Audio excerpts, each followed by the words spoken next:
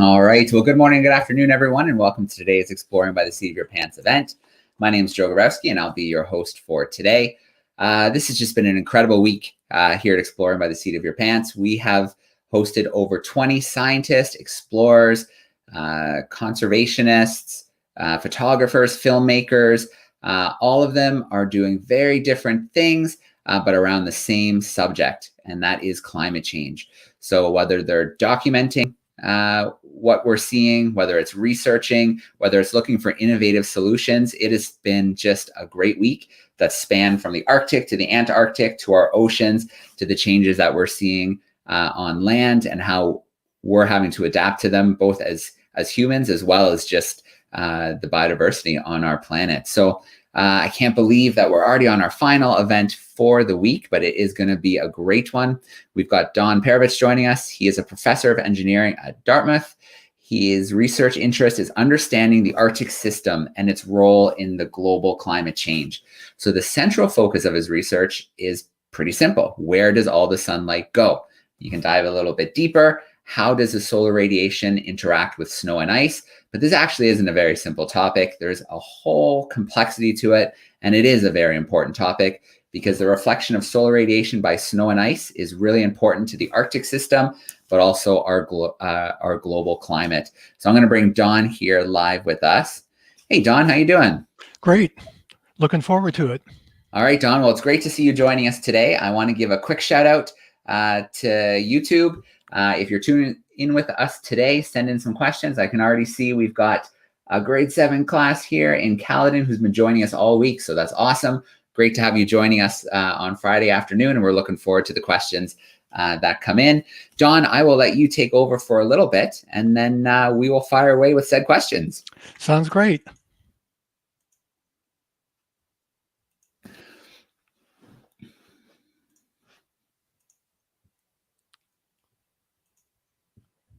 So can you see my screen okay? Yeah, it's coming up and it is full screen. We're good. Great. I get to walk on a frozen ocean under a midnight sun. I get to live on camps and ships that are frozen into sea ice. The sights I see mountains of ice piled up high. And it's a bitter cold world of white with creatures that defy belief. But now the ice is melting, and that changes everything. Hi, I'm Don Perovich. I'm a professor at the Thayer School of Engineering at Dartmouth College, and I've got the best job in the world because I get to study sea ice. I'm a sea ice geophysicist studying sea ice in the Arctic, whether its properties and whether the processes that control it. So let's start off by taking a quick look at what sea ice is. The Arctic Ocean is frozen. It's the frozen ocean at the top of the world. It's so cold in the Arctic that the ocean freezes, forming sea ice. This sea ice cover is vast in aerial extent. You can see it in this map. It's this big wide area. This is how much sea ice there is at the end of winter. It covers millions of square miles, but it's just a thin veneer of ice that's only a few feet thick. It's a young ice cover, only a few years old, and always remember, this is a frozen ocean, so it's floating. And since it's floating, it's moving ice driven by winds and by currents. And it can move several miles in a day. And we can see just looking at these pictures, one of its major characteristics. It's bright and it's white. And from a climate perspective, we really care about sea ice because it acts as an indicator and an amplifier of climate change. So let's take a closer look at the Arctic Ocean and sea ice. The Arctic Ocean is a harsh environment. There's months of unrelenting darkness. There's bitter cold temperature, high winds, blowing snow, shifting ice. Trust me, it's a harsh environment. I've spent a lot of time there. But it's also a highly productive environment. The Arctic sea ice cover is a rich ecosystem that's on the front lines of climate change. It's an ecosystem that includes people. It includes large mammals like walruses and bears, and it includes a food web that goes down to the tiniest bits of vegetation, phytoplankton that live in the upper ocean and give the water this greenish color. And surprisingly, it's also a fragile environment. For all of the harshness, it's fragile, particularly in the summer, because sea ice is a material near its melting point. And since it's so large, covers such a large area, and it's thin, and it's near its melting point, it acts as an indicator of climate change. In a warming climate, we would have less and less ice. And indeed, that's what we've seen. We've seen over the past 40 years that the amount of ice during summer is less than half of what it used to be. Now, I spend a lot of time doing field work up in the Arctic, and I really feel lucky to be able to do that. I mean, scientifically, it's extremely interesting, but there's also a sense of adventure, and it's also fun. But even though it's fun, it still has a lot of challenges. It has these high winds and the blowing snow and the months of total darkness. And if you look at it on a day when it's windy and the snow's blowing, you can't just stay in your cabin because that's part of what you're looking at. You want to see how this blowing snow behaves and how it impacts the whole system. There's also a challenge that, again, this is floating ice. It's moving all the time. And something that moves can break apart, forming these areas where the ocean is exposed. These areas are called leads. And what breaks apart can come together, forming mountains of ice, and in some cases, bearing whatever instruments you had deployed. And this ice motion happens very quickly. It can happen in only a matter of minutes, or something can break apart in isolating parts of your camp. And there's also polar bears. This is the home field for polar bears. They're big, they're strong, and they're curious. And when you're working in the Arctic, you have to treat them with the utmost respect. Now, winter is a time where it's really challenging since it's dark and cold, but the problems don't end in winter.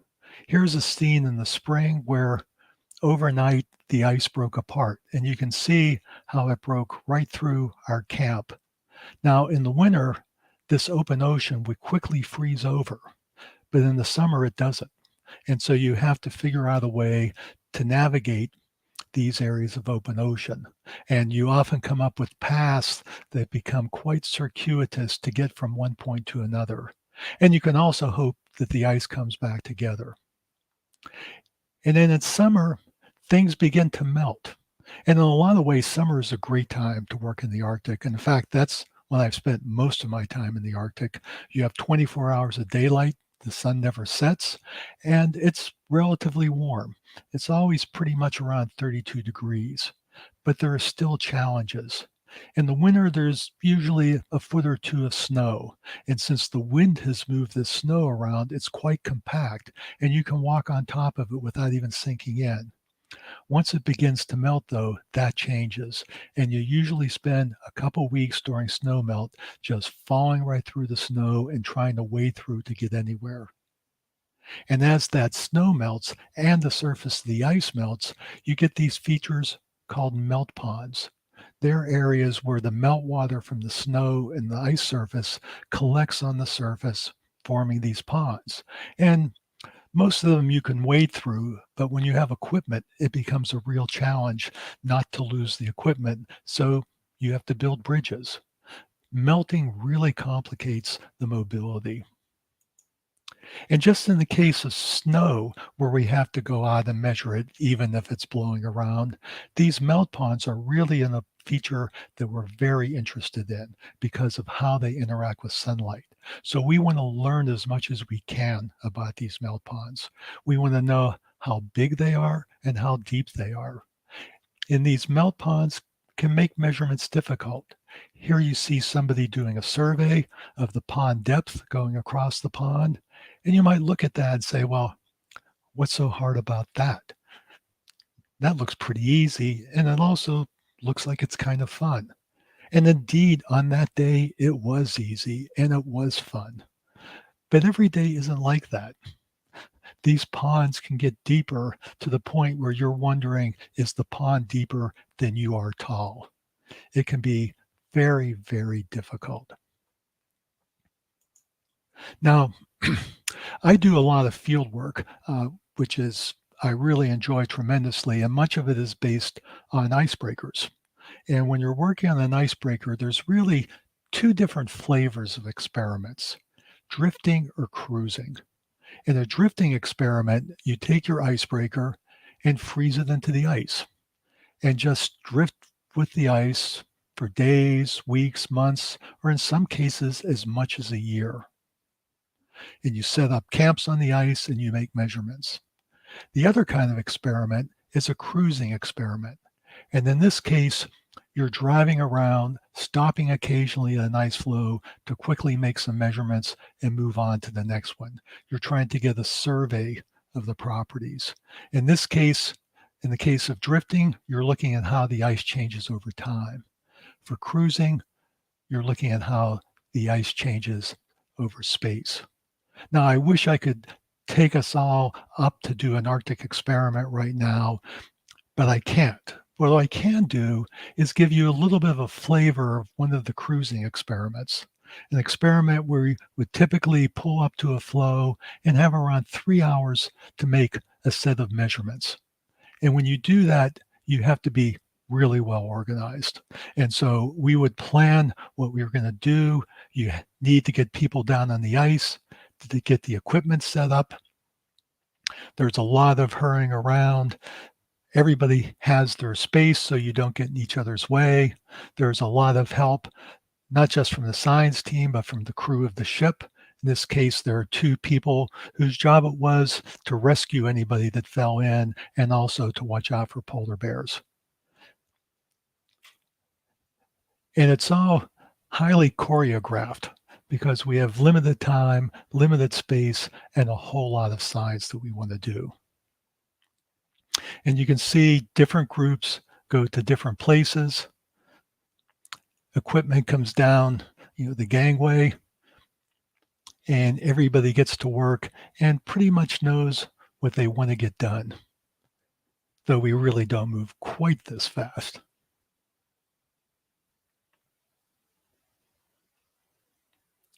And that's what it looks like. A 3-hour visit kind of compressed into a minute of activity. And you can learn a lot if you're on an icebreaker making a stop in the ice. There's all kinds of measurements you can make. And I know from my own research, I'm involved in a number of different things, looking at ice growth, ice melt, some of the other properties of the ice.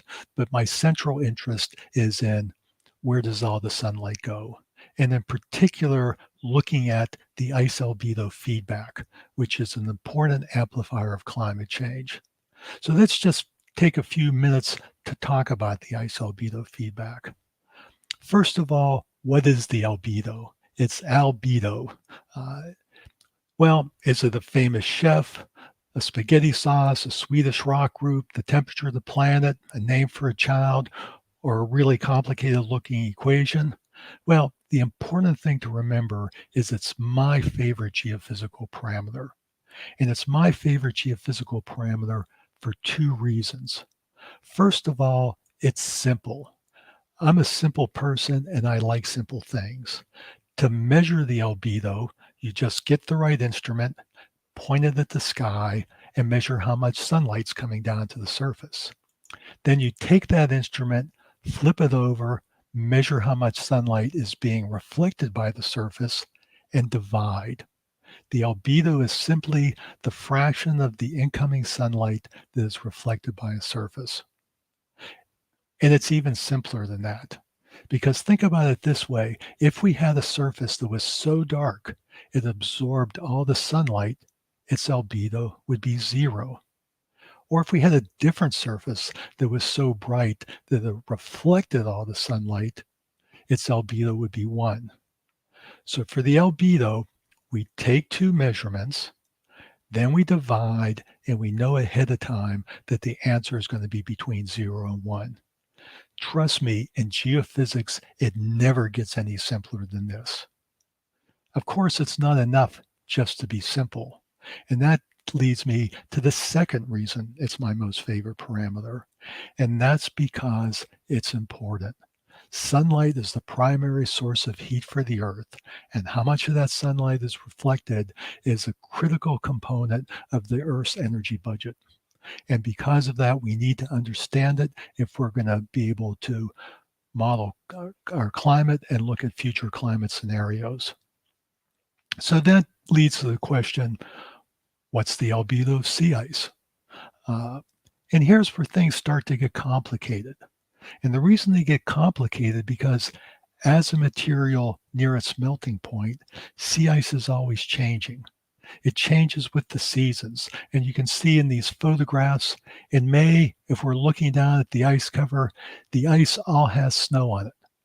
And it all looks pretty much the same and is bright. And there are some areas where we can see the ocean where the ice is broken apart. By June, we started to see these blue patches, the melt ponds I talked about earlier.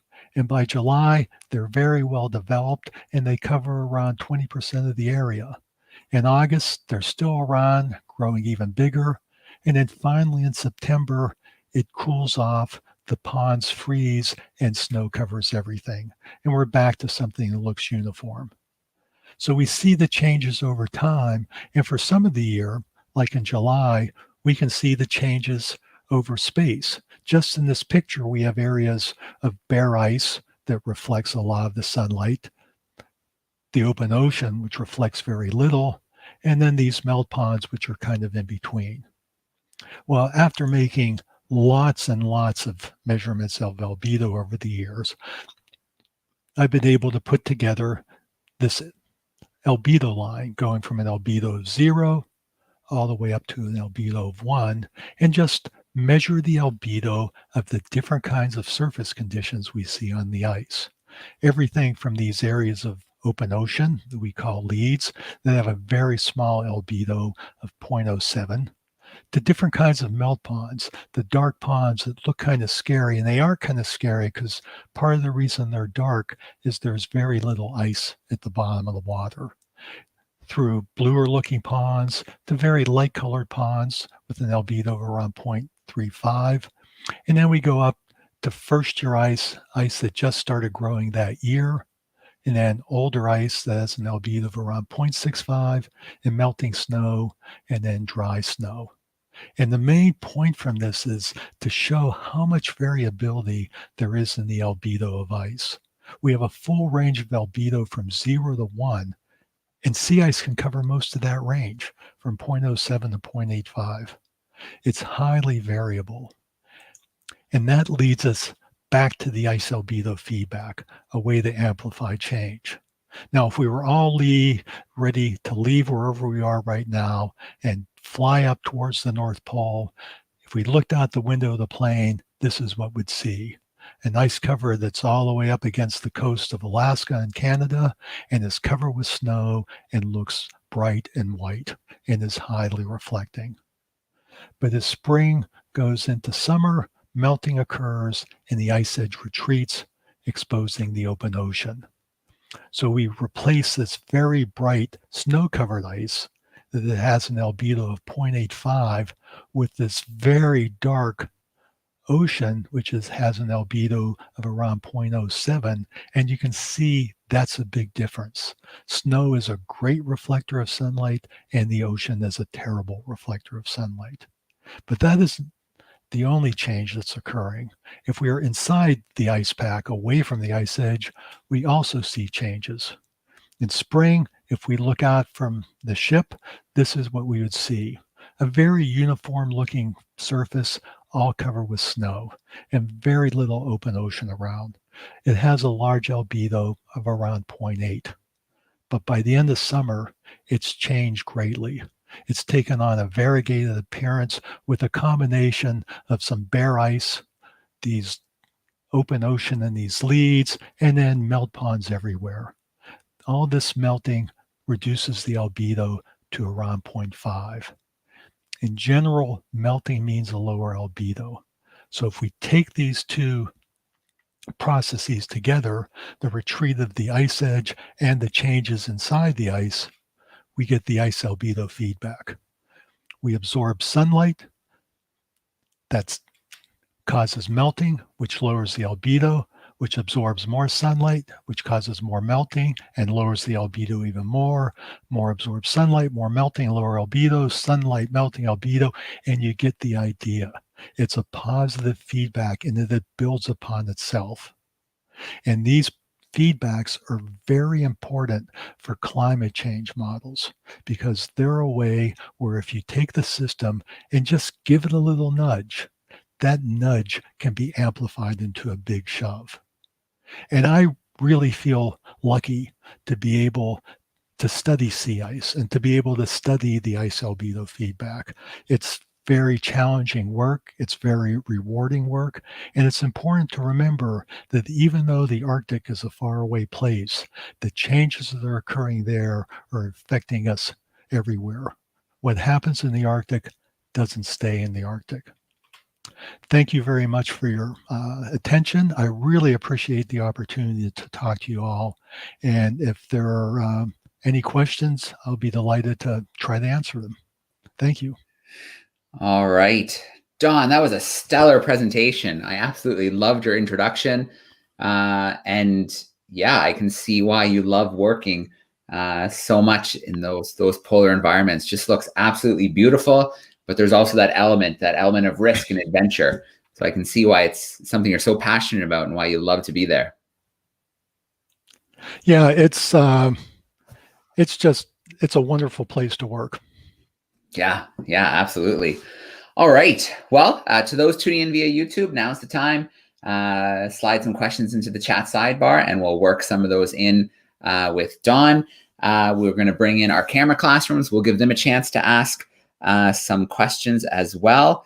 But I'm going to get us started here with one, Don. And this question is a little bit about polar science. So what is it? What drew you to polar science in the first place? What made you decide this was going to be your career? When I was an undergraduate, I was a physics major, and I really enjoyed physics. But I wanted to do something more outside, and so I switched to geophysics for grad school.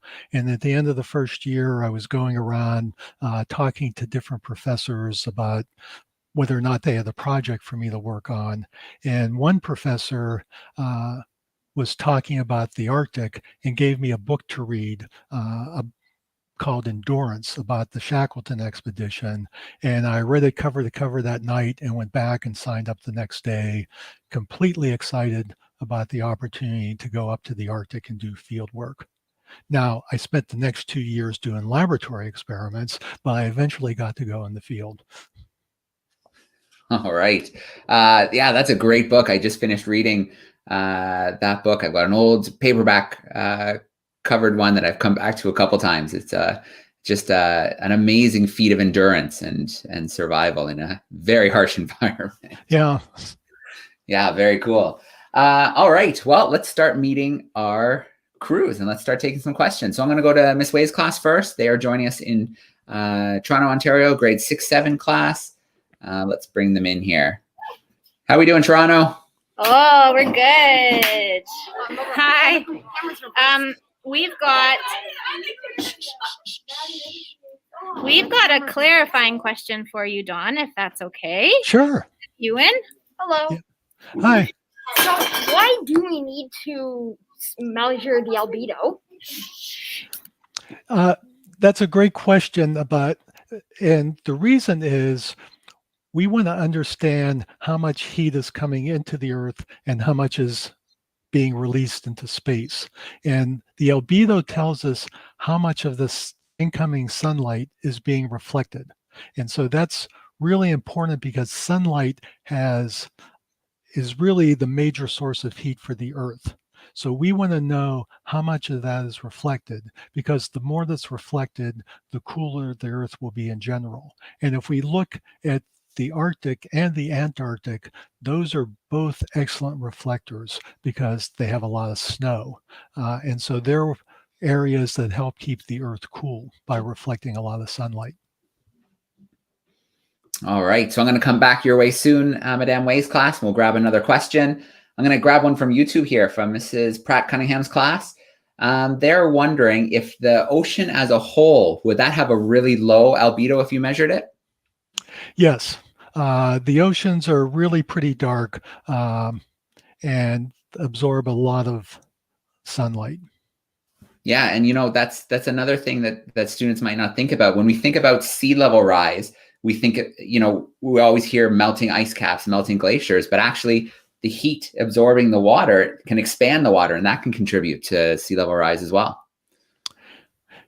Yes, and the other thing about heat in the ocean, one of the things from some of our other studies that we're finding that a lot of the increase in melting of ice is because of melting on the bottom of the ice, which is being driven by heat that's absorbed in the ocean.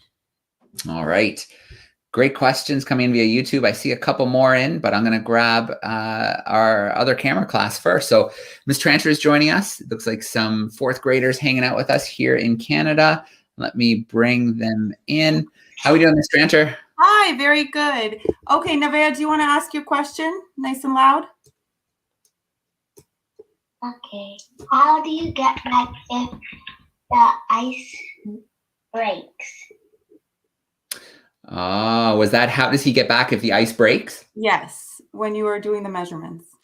Yeah, there's a number of ways. Sometimes a walk of only 100 meters turns into a walk of 1 kilometer when you have to get back. There have been several times where we've gone out to make some measurements, and it was an easy walk, and then the ice broke apart a little bit while we were gone, and we had to really meander all over to find a path back.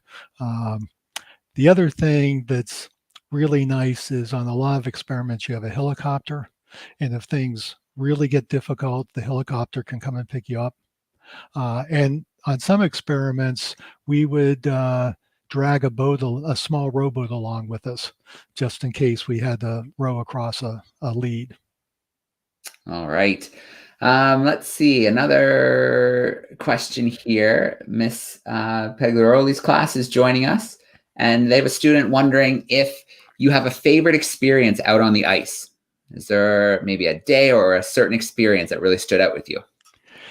Yeah, I mean, the sea ice is it's just beautiful, and there's so many memories, and the one that comes to mind right now is that we had been there was a big drift experiment back in 1997 and 1998.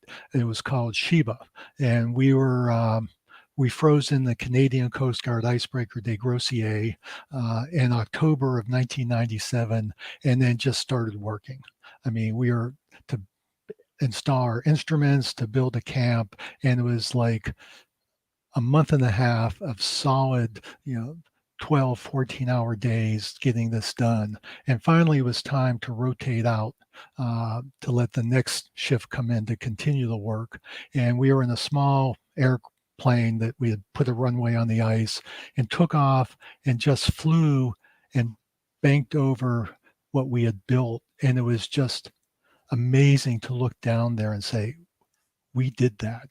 We put that out there, and you could see it. It was November, so the sun was barely above the horizon, and there were long shadows, and it was just a chance to step back and say, wow, we really accomplished a lot here.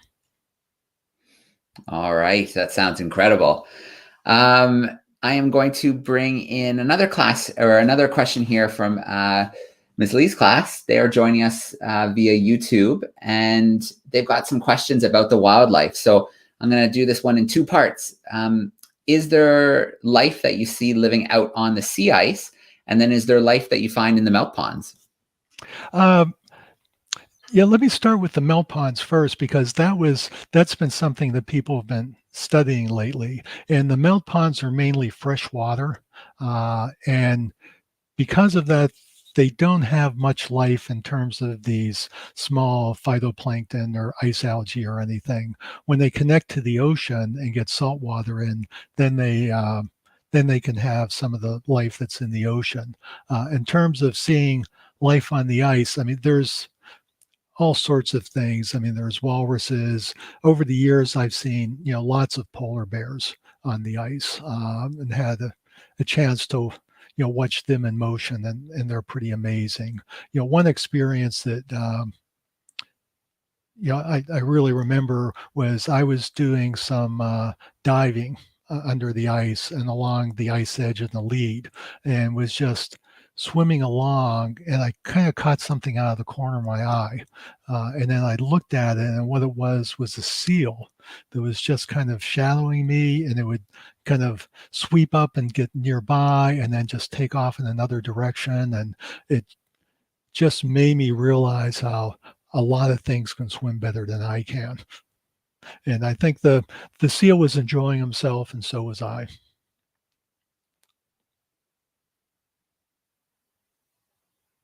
There we go. Madame Way's class, let's bring you back in. There, now we're unmuted. I have a question. I would like to ask how you explore and survive while carrying all the equipment on the ice. And I would also like to ask how you deal with supply loss, seeing as you can't go back from the Arctic to mainland with food really quickly.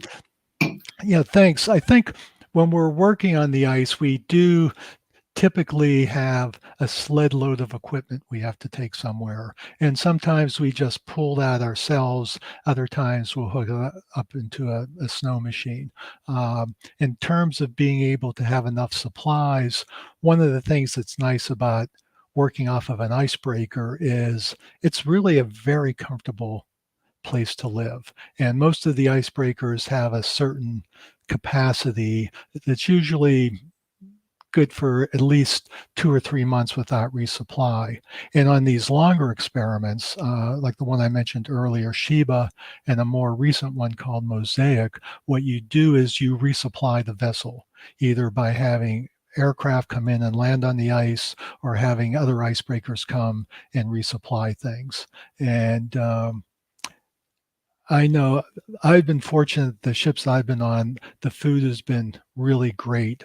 But what happens is you only have fresh salad for the first couple of weeks, and then that all gets used up. And but there's always ample food and ample supplies, because the people that work on doing that really plan ahead to make sure that you have enough supplies. All right. Yeah, that's one thing that I noticed. I spent 2 weeks on a ocean vessel, but doing something very different. So exploring the deep sea with ROVs, and the food. I didn't expect it to be so good, but it was incredible. So I think that also kind of brings to mind that, on these expeditions, on these ocean expeditions, whether it's the polar or exploring the deep sea, there's so many different jobs and roles that can be filled, from engineers to navigators to ROV pilots, photographers, people who can work with media. So lots of great careers in science and exploration at the poles. Yeah, I think on these experiments, it's really a team effort. You have a science team, and then you have the ship's team, and everybody has a role to play. And one of the things that's been really rewarding is how, when you get out on the ice and you're all working together, you really develop a community. You meet people and you develop friendships that last forever. And I can't overemphasize how important food is, because you're really working hard in a cold environment and you're pushing yourself to the limit. And it's really great when you come in and have a wonderful meal. Yeah, and I think that's probably another point as well, is you have to take more calories in when you're working in that cold environment. Yeah, I remember the first trip I ever made to the Arctic. I was doing some work with a very accomplished Arctic researcher who at one point had spent more time on sea ice than anybody in the United States. And he told me the first rule of the Arctic, which was eat as much as you can whenever you can. Because when you're working, particularly in the winter when it's 40 below, you really burn through calories. So that brings me to a question that we just asked in our last event as well with Melinda. When you're on these icebreakers, these ships, what are you doing in your spare time? What are you doing for fun with your crewmates? What do you get up to? Well, it's important to make sure you have that spare time and have a chance to just relax. And the kind of things that you do is you can have barbecues on the ice.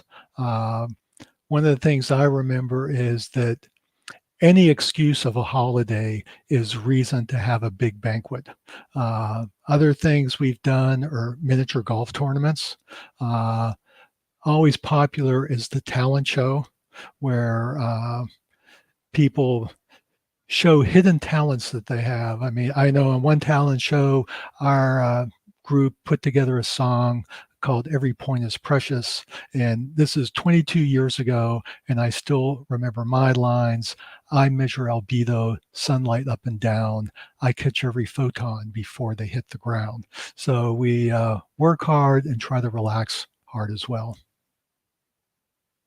All right. I like the sounds of that, and I'm sure a lot of students will as well.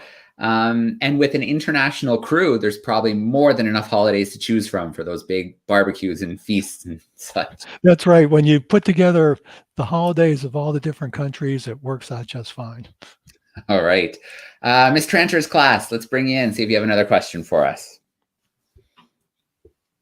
Okay, so Anison, go ahead.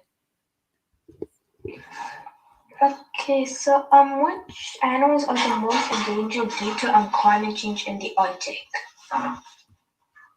He wants to know which animals are the most endangered due to climate change. Yeah, that's a great question, and one that we're really studying now, because we know the changing ice is impacting ecosystems, but we're just beginning to figure out how. And two of the animals that have gotten a lot of attention are polar bears. And another one are walruses. And the walruses in particular really live on sea ice. And with sea ice, they really have a nice life. They get on an ice floe, they dive down to the bottom, which is fairly shallow, dig up their lunch, go back on the floe, take a nap, and drift to a whole new place where they can go down and have another meal. Now, with the ice gone for much of the year, they have to live on shore in very crowded conditions and swim further and further out. So I think there's some real concern about walruses and also about polar bears. Yeah, I want to touch on another Arctic animal, the Arctic fox. So I think a lot of students might think, about them on land, but they do often follow polar bears because, the leftovers are a great snack to scavenge. Have you seen them out on the ice? Do they come that far out? Yes. I've seen them out on the ice. I have a colleague that really hates Arctic foxes because they have a tendency to eat wires. And so this particular colleague had an installation with a lot of cable running on the ice and had to go out pretty much every day to replace the cable because the Arctic foxes kept eating it because the rubber insulation had some salt and they really were after salt. So yeah, the Arctic foxes are definitely around. Another animal that may have problems are seals. And one aspect is they tend to den in the winter on the ice by making dens under the snow. And as the ice gets younger and younger, there's less snow and it becomes harder for them to find good places to spend the winter. All right. Well, I want to give one more chance for our camera classrooms. If you have another question, either let me know in the chat or give me a wave and we'll visit your classroom one more time. Otherwise, I've got one more question that I want to work in from YouTube before we wrap up today. And I see a thumbs up from Madame Wei, so I'll bring her back in. Okay, here we are. One last question. Okay. Have you ever go through the ice? That's the question. Yep. Thank you. I didn't quite get the end of that. Oh, the question was if you have ever fallen through the ice. Oh, yes. Yeah, I've fallen through the ice numerous times. And to the point where we have a rule that if you fall through the ice but continue doing what you were doing and finish up your job, it doesn't count against you. And I do a lot of work in the summer, and in the summer, it's not that hard to fall through the ice. But safety is always important. And so we have protocols that we do, and one is you always have a buddy. So if you do go in, usually you can get out by yourself. In fact, it's so cold, you somehow levitate back onto the ice. But you always have a buddy. You always have a radio in case you have to radio for more help. And you do try to be as careful as you possibly can be.